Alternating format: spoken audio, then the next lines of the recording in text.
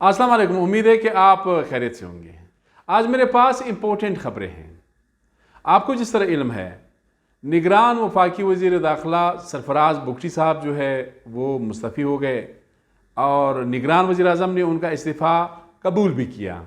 उसके बाद हम कोशिश कर रहे हैं बुगटी साहब से बात करने की, लेकिन कभी अटेंड नहीं करते हैं, कभी नंबर जो है बंद जा रहा होता है। बुगटी साहब के बारे में ज़रूर बताऊंगा, कहाँ जाना है, क्या इरादे हैं सरफराज बुगटी साहब के। इसके बाद थोड़ा सा मैं आ रहा हूँ बलूचिस्तान पे। नवाबजादा जमाल रईसानी, जिनका ताल्लुक़ पाकिस्तान पीपल्स पार्टी से है और वो पीपल्स पार्टी के मेंबर है, कोई साल कबल या कुछ माह कबल वो जो है निगरान वज़ीर बनने से पहले उन्होंने पीपल्स पार्टी में शमूलियत का ऐलान किया था। इसके बाद तीसरा जो इस्तीफ़ा है हमारे पास, वो आपको भी पता है। उमैर मोहम्मद हसनी जो साहबजादे हैं सरदार फतेह मोहम्मद हसनी के, माइंस एंड मिनरल्स के मुशीर थे, वो भी मुस्तफ़ी हो गए। तो 3 इस्तीफ़े हैं। इस हवाले से यकीनन आप सोच रहे होंगे कि क्या मसला है, गवर्नमेंट में इख्तिलाफ़ात आ गए, ये नाराज़ हो गए, बुगटी साहब काकड़ साहब से मरकज़ में नाराज़ हो गए, चले गए, रईसानी साहब और मोहम्मद हसनी साहब अली मर्दान डोमकी साहब से नाराज़ हो गए। नहीं, कतन ऐसा नहीं है।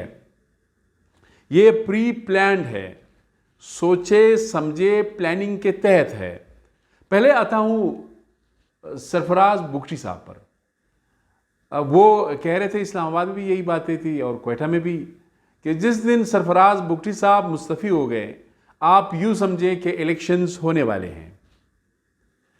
आपने देखा जिस तरह रात को अचानक सुप्रीम कोर्ट के दरवाजे खुले, chief justice supreme court of Pakistan Qazi Faez Isa आए और उन्होंने बड़े क्लियर डायरेक्टिव जारी किए कि आज रात इलेक्शन 2024 8 फरवरी का शेड्यूल जारी करना चाहिए।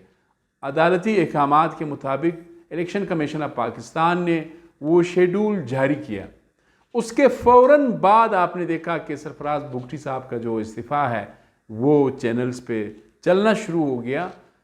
अब बात है कि सरफराज बुगटी इरादे क्या है। मेरी जो इन्फॉर्मेशन है, सरफराज बुगटी साहब जो है डेरा बुगटी से सूबाई असम्बली का इलेक्शन लड़ेंगे। अब वहाँ से इलेक्शन लड़ेंगे तो क्या होगा, पहली बात तो ये नहीं, इससे पहले मैं थोड़ा सा आपको बता रहा हूँ सरफराज बुगटी साहब किस सियासी जमात में शमूलियत करेंगे।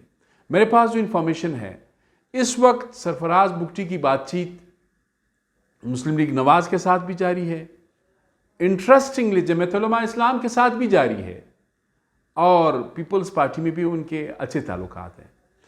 नून में जाएंगे, जमीयत में जाएंगे, पीपल्स पार्टी में जाएंगे, ये कहना कबल अज़ वक्त है। और जो फोर्थ ऑप्शन है वो ये है कि आज़ाद लड़ेंगे, फिर आएंगे, जहाँ पे पोजीशन मजबूत होगा वहाँ पे फिर शमूलियत करेंगे।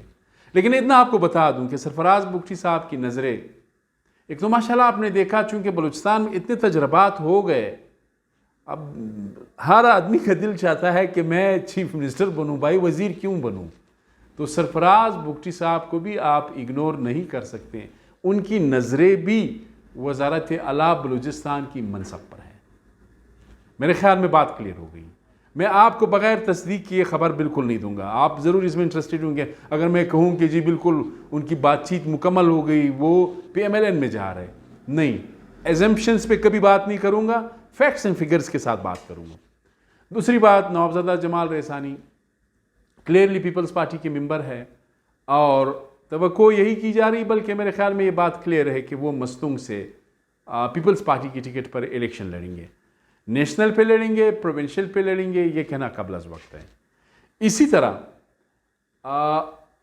जो सरदारज़ादा उमैर मोहम्मद हसनी हैं, उन्होंने अब तक तो ऐलान नहीं किया है कि वो मुस्लिम लीग नून में शामिल होंगे, लेकिन इंडिकेटर जो इशारे हमें मिल रहे हैं वो पाकिस्तान मुस्लिम लीग नवाज से ही इलेक्शन, उनके टिकट पे ही इलेक्शन लड़ेंगे, क्योंकि उनके वालिद मोहतरम सरदार फतेह मोहम्मद हसनी जो है, उनका ताल्लुक़ पाकिस्तान मुस्लिम लीग नवाज से है।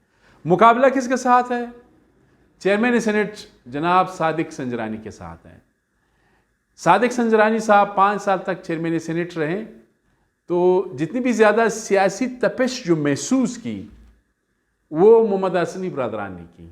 आपने देखा कि आरिफ जान मोहम्मद हसनी जो है मुसलसल असम्बली के फ्लोर पे चेयरमैन सेनेट पे ही तनकीद करते रहे, लेकिन कोई सुन नहीं रहा था।